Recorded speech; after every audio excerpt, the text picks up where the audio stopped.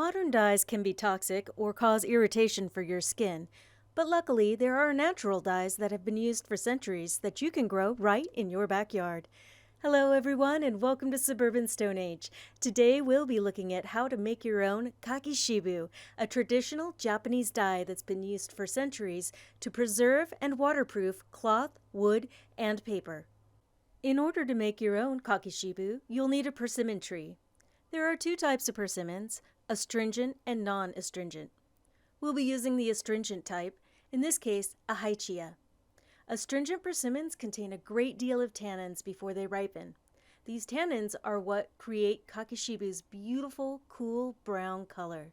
So the first thing you'll need to do to make Kakishibu is harvest unripe persimmons from your tree.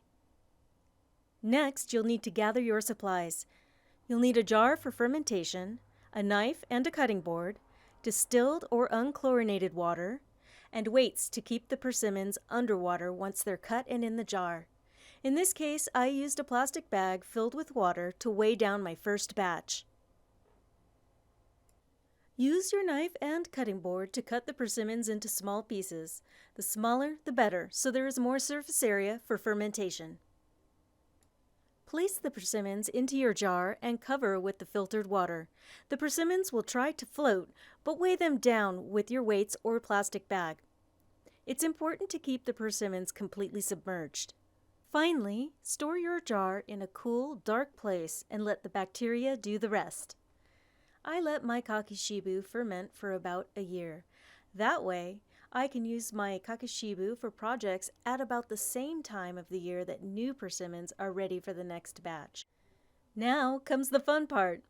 Once your Kakishibu is ready, you can use it for all sorts of crafts and projects. In this case, I chose to dye some bloomers and scrap pieces of dishcloth with my homemade Kakishibu. As you can see, the bloomers, which started out white, slowly darkened to a beautiful cocoa brown. The more times you dye the cloth, the darker the color becomes. Also, Kakishibu has the fascinating property of getting darker over time.